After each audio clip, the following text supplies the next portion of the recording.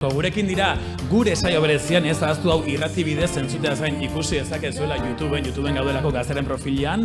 Belakoko lagunak Josu, Ximun, Lorenekane, Arratsaldeon. Arratsaldeon.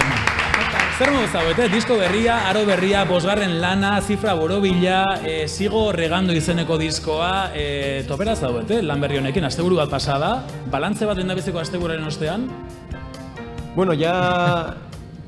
Claro, guretzako, bueno, artista guztientzako ez diskoak grabatzen dozunean, gero itxaron egin behar da noiz atara eta publikoak noiz entzuten deben, orduen guretzako ja está, kompleto, ja, publikoak deko, ja bota duzu, sekretu ez dugu gehiago mantendu behar. Baina pozik ikusten zaizue, aurpegi irribarretxua daukazue, ondo etorria da, ez? Ez que diskoak grabe bostean itxeron inberzu, jentek entzun arte eta ja urtetan deguenean posposik zauzek. Zukure dozu ja kanta barri horrek, jenteak entzute eta ja zuzenekoetan jo. Batzuk oinu den jo dugu atara dugu zen singelak eta holan, baina beste azesti batek ez zegoenak urten uden, egon gara txosnatan joten, ze ezin gendun eske aguante ja. 13 kanta barri euki eta ezin jotea hori da, Baina lagunek irakutsiko diezu, ez da? Tipiko WhatsApp ez taldeetan, entzuna, hau da gure kanta berria, zer iritzi duzu, iritzia asko eskatzen duzu normalean? Ez horren beste, bai, agertuko ere bai. Bai, iritzia eskatuten dugu, behin jamaituta gure lana. Eta garrantzitsua da pertsona konkretu baten filtro hau da, badaukazu pertsona bat, beti pertsonari pasabar diogu kanta bat, eta ea iruditzen zaion. Gustatzen bazaiot, beti hobeto. Badago pertsonaren bat edo? Ez pentsa, bai, eta natarik, akauen refuerzo positibo behar dugu. Apur bet ja psikologikoki, osea, ez dakit, bai. Ondo edo txarto egotea, ni izango naiz lehenengoa nire musikaz aspertzen, orduan bardin dozte, ez? Bakoitzak dauen puntu bakotzean igerriko du kanta batero baten edo bestean, orduan.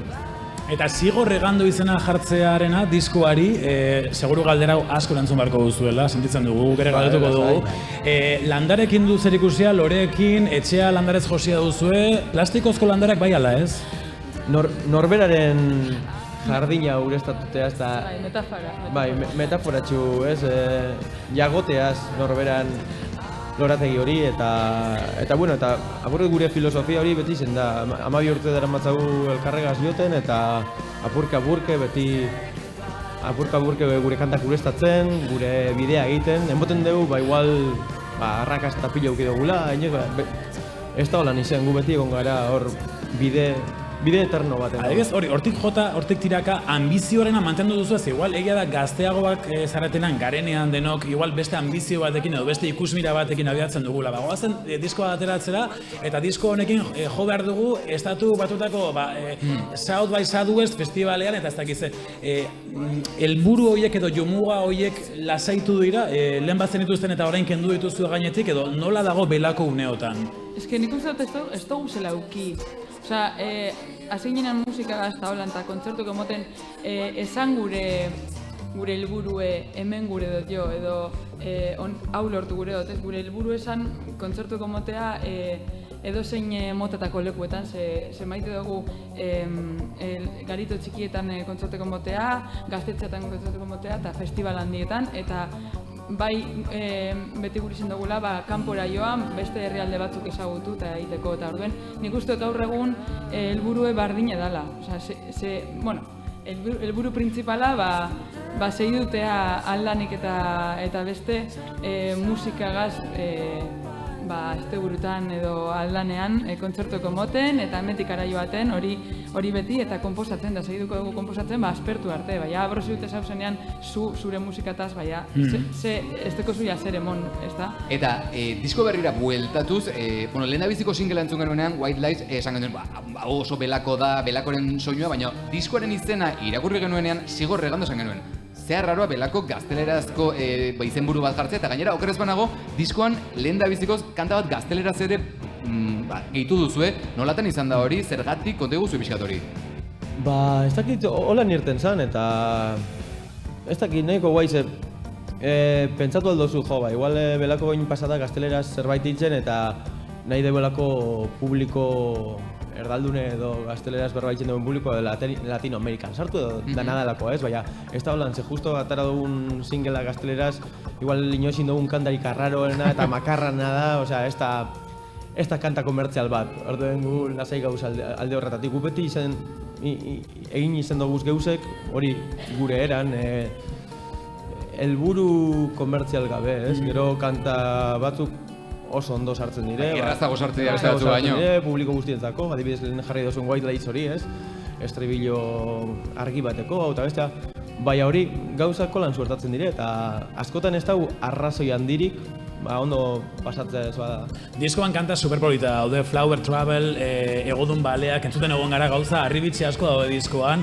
Eta zuzenekoekin ere hasi zarete, aurreko asteburuan Boga festivalen izan zarete Donostian, baina lehenago, okeraz banaiz bezperan edo ostegunan edo horrelako zerbait, Londresen egon zarete diskoa aurkezten, formatu berezi batean, eta kasi ondorio espero ezin batzuk izan dituen formatuan. Kodeko ze pasaden Londresen ibai gaineko kontzertu horretan. Bai, bueno, es que pertsona super guai batzuk ganez, en plan super molones, proposamena izan zen Londresen Tamesis ibaien barku baten ganean jotea.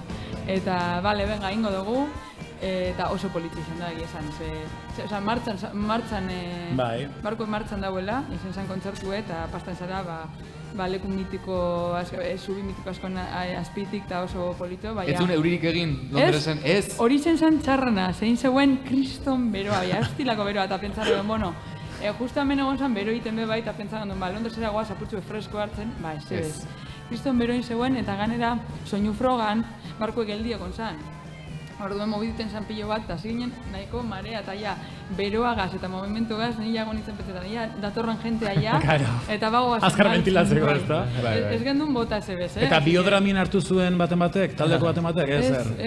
Filtro hori gabe, hau horrek ero logura ematen du, imaginatu kontzertu bat eman behar duzula eta erdilo zaudela. Hori izto jakin, behitu. Bueno, bide batez, aipatzen gabiltza, hori, justu irrati urte berria martxan jarri dugula gaurkoan hemen Gazteako lagunok, gusaio lehendabizikoa da gure kasuan, eta zu ere Gaztearen familiaren parte zara, nola edo ala, Lorenekane, ze Joko Ona bideo podcasteko kideetako bat zara, eta Joko Onak jarraituko du, demoraldi honetan. Zer duzu pentsatuta, Ainhoa Vitoria, Olat Salvador, zurekin, zer duzu pentsatuta demoraldi honetarako, eta Andrea, ia?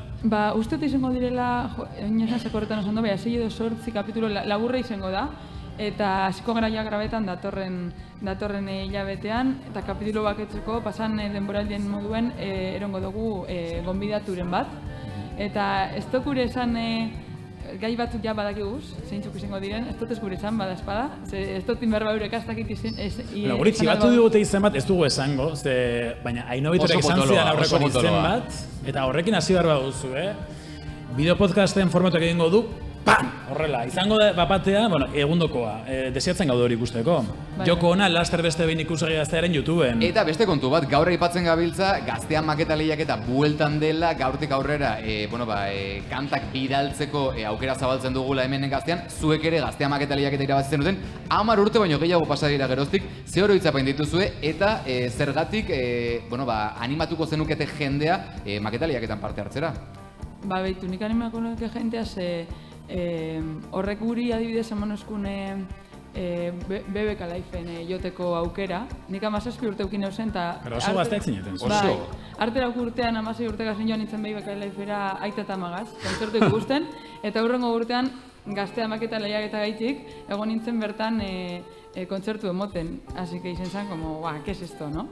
Eta, bueno, jenteak, ezagutzera moteko, lagundu iten dugu. Baina ere, irabazlentzat, igual, normalean hori dela saririk preziatuena, ez da? Halako festival handi batean jotzea, horko soinu ekipoarekin, eta horrek... Bueno, eta festival baten kartelean zuen izena ere agertzea, holako festival bat, ez da edozein. Bai. Ikizitzen da asko bai holako lekuetan eta joten. Leku hain masibotan, denbora askorik ez dauen, soinu frogak egiteko, eta ez dakit, espabilatu itzen zaitzu. Bai, ze ganera es la última mierda, ¿no? Esaten da, ¿no? Festival handietan. Bueno, la primera, ez da? Ze zuek zarete zabatzen da normal. La primera mierda. Eta hori, jo zut inona espabilaetan hasten zara. Ez teko zu denporarik, ez zara inorbez hor, beste taldeen ondoan, eta hasten zara espabiletan. Ondo, gurekin Lorenekan eta Josu Simun Belakoko lagunak 5. diskoa plazaratu berritan, eta disko hori entzun behar duzu, etxean favorez, jarri gero momentu batean, gure saio amaitzen denean, jarri, edo nahi duzu momentuan, asteura nahi duzuenean, jarri diskoa eta jarraitu ze hauena ikaragarria da. Belakoko lagunak zigor regando jarraitu zuek ere ureztatzen zuen lorontzi guztiak eta zuen bizitza guztiak. Eskerrik asko tortzeagatik.